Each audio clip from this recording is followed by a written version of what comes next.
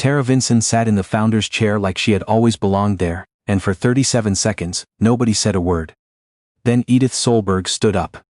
The atrium of Solberg Timber and Land's new headquarters had been dressed for a celebration. White birch branches stood in tall vases along each wall. Linen tablecloths the color of winter cream covered the long dining tables. At the head of the room, beneath a black and white photograph of the company's first logging camp taken in 1984, the founder's table held 8 chairs reserved for family, senior partners, and legal counsel. Moira Solberg had been placed at the far end of the second table, between a junior client from Kelowna and the company's newest board observer. She had noticed her seating card when she arrived, read her own name printed in the same careful script as everyone else's, and understood immediately that this had not been an accident. Tara Vinson sat at the founder's table, at the chair to Cormac's right, in the place where Moira had sat at every company dinner for the past 14 years. She did not cry, she did not cross the room to say anything. She sat down where her name card told her to sit, poured herself a glass of water, and looked at the photograph on the wall. The one of the first logging camp, the one she had found in a box of Edith's old slides and spent 3 weekends restoring and framing herself as a gift for tonight. And across the room, in the chair that was not hers, Tara Vinson smiled at something. Cormac said and reached for the bread basket as though she had always been comfortable there. That was when Edith Solberg, 74 years old, founder of the company and still its largest single shareholder, set down her wine glass, placed both hands on the table and rose from her seat. Tara, her voice was not loud, it did not need to be. That chair is not for guests, get up. Every conversation at the founder's table stopped. Cormac turned toward his mother, his jaw tight. Mum? I am speaking to Tara. Tara Vinson's smile did not disappear so much as it withdrew, pulling back from her face the way light withdraws before a storm. She looked at Cormac, she waited for him to defend the arrangement, and for a long moment, Cormac Solberg, who had an answer for everything in every boardroom he had ever entered, said absolutely nothing. Moira watched from the second table. She had not moved, she had not asked to be rescued, but she had stopped pretending not to see. 4 months earlier, she still believed their marriage was only going through a difficult season. That was how Moira Walsh Solberg had trained herself to think about it. Not falling apart, a difficult season. The Solbergs had always spoken that way, in measured language, at careful distances. Emotion was something you acknowledged and then filed away neatly the way you filed contracts. It had taken Moira nearly a decade to understand that this was not composure. It was a habit of looking away from things that hurt. She had come to Cormac 14 years ago with a portfolio full of landscape architecture commissions, a firm she had built from scratch in Kitchener, and a future she had been constructing quietly on her own terms. They met at a design conference in Vancouver in October. He was charming in the way that men with good last names often are. Easy and certain and slightly careless about it. She fell in love with him before she fully understood what marrying into the Solberg family would eventually cost her. Not money, money was never the issue. It would cost her slowly and then all at once, the career she had spent 10 years building. It started with reasonable requests. Cormac needed someone who understood both design and development to help him expand the company beyond its original timber operations. His mother was brilliant but stretched thin. His 2 younger brothers wanted nothing to do with the business. There was no one else who knew what they were looking at when they walked a potential build site. Moira did. She understood soil and grade and sight lines, and what a building owed to its landscape. She understood how to read a municipal planning process and come out the other side with something approved. She started helping informally, then formally, then entirely. Her own firm, Groundform Design, the one she had incorporated at 29 with 2 partners, and a name she had chosen carefully, dissolved quietly 3 years into their marriage when her partners moved on and she did not have the bandwidth to rebuild alongside them. She told herself it was temporary. She had always been good at temporary arrangements that became permanent. By the time Moira understood what she had given up, she had already given it up, and by then she was too woven into the fabric of the Solberg company to separate herself cleanly. She had designed their regional office complex in Kamloops. She had supervised the heritage property restoration in Nelson. She had spent 8 months in negotiations with a municipal planning department in Prince George to secure the permits for the new headquarters. The one they were celebrating tonight. The one she had poured 2 years of her life into approving, revising, resubmitting, and finally winning. The new headquarters that 4 months ago, she had found attributed to someone else. It was a Tuesday afternoon in September. Cormac had been in Calgary for 3 days for what he called a due diligence trip on a potential acquisition. Moira was working from home, using his desktop computer because her laptop was being serviced. She had been searching for a shared folder of site photos when she opened the wrong directory. The file was labeled Stakeholder Deck V7. She opened it because that was her project. The cover slide showed the rendering she had commissioned. The building she had spent 18 months guiding through design with an outside firm while simultaneously managing the city approvals herself. Below the rendering, in clean sans serif font, Solberg Timber and Land, new headquarters lead developer, Cormac Solberg Strategica developer and project liaison, Tara Vinson. Moira read the slide 3 times. Her name was not on it. She scrolled forward. The project history section listed Tara Vinson's involvement beginning in January of that year, described as instrumental in stakeholder engagement and design direction. The 18 months of meetings and revisions and resubmissions that Moira had managed entirely, the approvals process she had started before Tara Vinson had ever been introduced to anyone in this company, was attributed to the project team. She sat in front of Cormac's computer for a long time. The September light was coming through the window at a low angle, catching dust in the air. Somewhere outside a neighbor was raking leaves, the ordinary sounds of an ordinary afternoon. She had known something was wrong for months. Not the affair. She had not yet allowed herself to call it that clearly, though some part of her had been circling the word for weeks, the way you circle something you are not ready to touch. What she had known was more textured than that and harder to name. Cormac had gradually stopped including her. Where he had once brought her into every decision, every site visit, every strategy conversation, he now arrived home already decided. He sent emails she wasn't copied on, he took calls in the garage. He came to bed late and lay very still, the way people lie still when they are pretending to be somewhere they are not. She had told herself it was pressure. The new headquarters project was ambitious, the company was growing faster than it had in a decade. He was tired and tired men went quiet sometimes. But this was not tiredness. Tired men did not spend months quietly inserting another person's name into the history of their wife's work. Moira closed the file. She sat there for another 20 minutes, not crying, not moving, just sitting with the weight of what she had found. Then she went downstairs, made herself a cup of tea and waited. Cormac arrived that evening looking the particular kind of tired that comes from doing something that costs more than you expected. He kissed her cheek in the hallway. He said the trip had gone well. He said he was hungry and asked whether there was anything in the fridge. I had a look at the HQ stakeholder deck, Moira said. Cormac stopped moving. Just for a second, barely perceptible, the way a person flinches at a sound before deciding whether to acknowledge it. Version 7, she said, the one in your project folder. He put his bag down carefully. He turned to face her. She could see him assembling the explanation. She had watched him do this in difficult meetings, watched the machinery of his thinking organize itself behind his eyes. That deck is for external investors, he said. They wanted a single point of contact named for accountability purposes. You listed her as co-developer. It's a title for investor relations, it doesn't reflect the actual. You removed my name from the approvals work. Her voice was very even. From 18 months of work, Cormac. He stopped. There was no version of the explanation that reached that far. She looked at him and waited. How long has Tara Vinson been on this project? He answered with a silence that told her everything the deck had left out. Moira picked up her tea. She went upstairs, and for the first time in their marriage she locked the bedroom door behind her, not in anger, but in clarity, as though a room with a locked door was the only honest thing she had left. In the weeks that followed, she kept her composure so completely that Cormac seemed to believe they had moved past that kitchen conversation. He apologized, or something shaped like an apology. He said the deck would be revised. He said her name would be reinstated. He arrived home one evening with flowers she had not asked for, and set them on the counter with a careful casualness that told her exactly how guilty he still was. She put the flowers in water. She thanked him. She went on making dinner. Because she was not finished deciding what to do. She had called a friend who was a lawyer. Just to understand, she had told herself at first.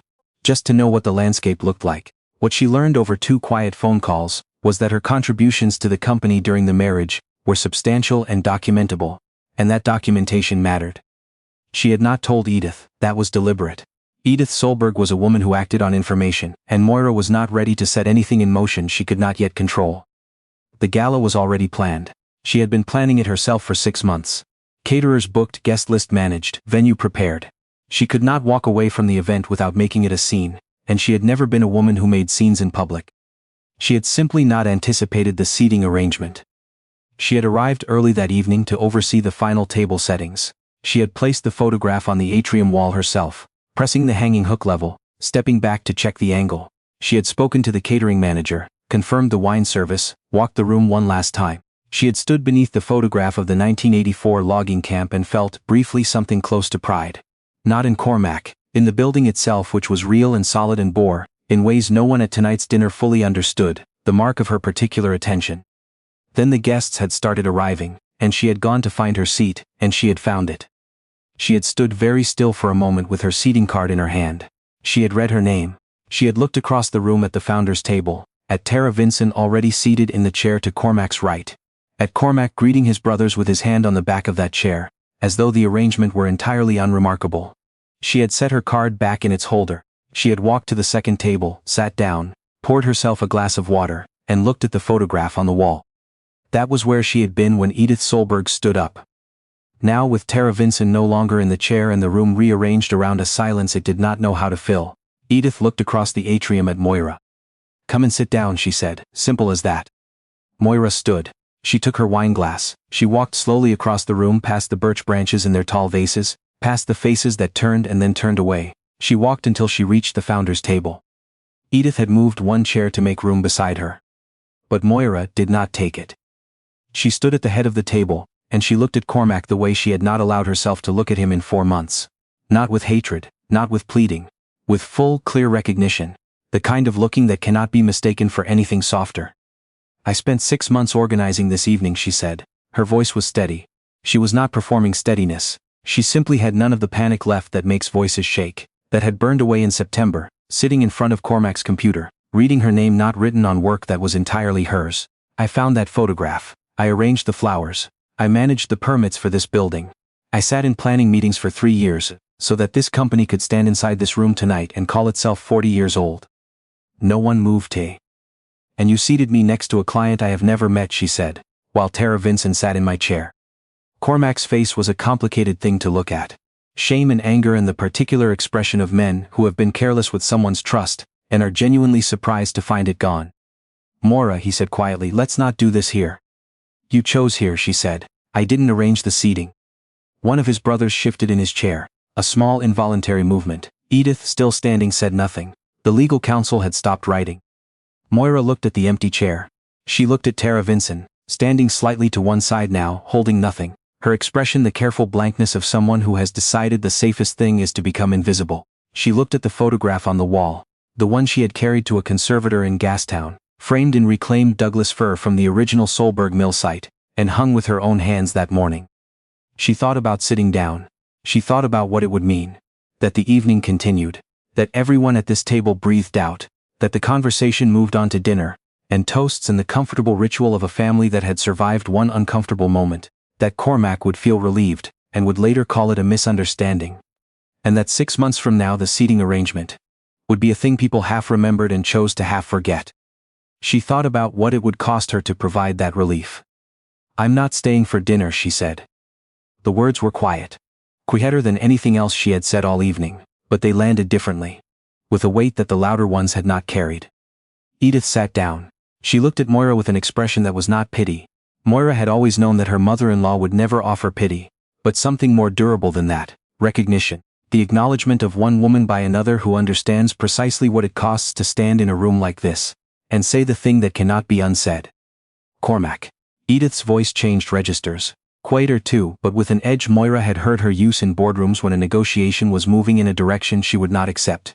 "Before this evening is over, you and I are going to have a conversation about the version 7 stakeholder deck." Cormac went very still. "I reviewed the full investor file last week," Edith said, "all of it." The legal counsel's pen stopped moving entirely. Moira picked up her jacket from the back of a nearby chair. She looked at the room one last time, the birch branches, the white linens, the photograph she had restored, and something in her chest released. Not happiness, not triumph. Something simpler and more permanent. The particular freedom of a person who has finally stopped pretending they are not in pain. 40 years is worth celebrating," she said. "I was glad to help build it." She walked toward the exit. The sound of her heels on the polished concrete was the only sound in the atrium until the door closed behind her. Outside, the November air hit her face, clean and cold off the inlet. The North Shore mountains were invisible in the dark. She stood on the steps for a moment with her jacket in her hands and the sound of the city around her. Traffic on the bridge, a seaplane crossing low overhead, the ordinary music of Vancouver on an ordinary weeknight. And she breathed in once and then again, and felt herself become slightly more solid with each breath. As though the cold air were restoring something the room had thinned. She walked to her car, she drove home, she did not turn on the radio. 6 weeks later, Moira met with a family law solicitor in a quiet office in the West End. The retaining agreement was 2 pages. She signed it on a Tuesday morning, then walked to a cafe on Denman Street and sat for a long time with a flat white, watching the last of the leaves come off the maples along the sidewalk. Edith had called her the morning after the gala. Not to apologize for her son. Edith Solberg had never apologized for her children's behavior, and she did not start then. What she said was this. She intended to call an emergency shareholders meeting to review the attribution of contributions to the new headquarters project, and that her legal counsel had already been instructed to pull all relevant records. If those records showed that Moira's design and approvals work had been systematically omitted from investor-facing documents without her knowledge or consent, Edith intended to treat it as what it was: a misrepresentation of company history, and a breach of the understanding that had governed their arrangement since Moira joined the family business. "I should have paid closer attention," Edith said. "That is what I regret most." Moira thanked her. Then she said carefully that, whatever happened at the shareholders' meeting, she was moving forward on her own terms. Edith was quiet for a moment. "Good," she said, and the word carried everything she did not say alongside it. The shareholders' meeting happened 3 weeks after that. Cormac retained his position. He was, however, required to revise all investor materials to accurately reflect the historical contributions to the new headquarters, including Moira's design work and approvals management, and to circulate the corrections to the full investor group. A letter of acknowledgement, co-signed by Edith, would accompany the distribution. Tara Vinson's consulting contract was not renewed. The divorce proceedings began quietly. Moira's contributions to the company's growth during the marriage were now a matter of public record. Her solicitor was efficient. The process moved the way practical things move when both people have already, in their own separate ways, understood that something is over. In late November, Moira signed a lease on a small studio space in East Vancouver. She registered a business name she had been turning over in her mind for weeks. Something spare and grounded, nothing borrowed from anyone else.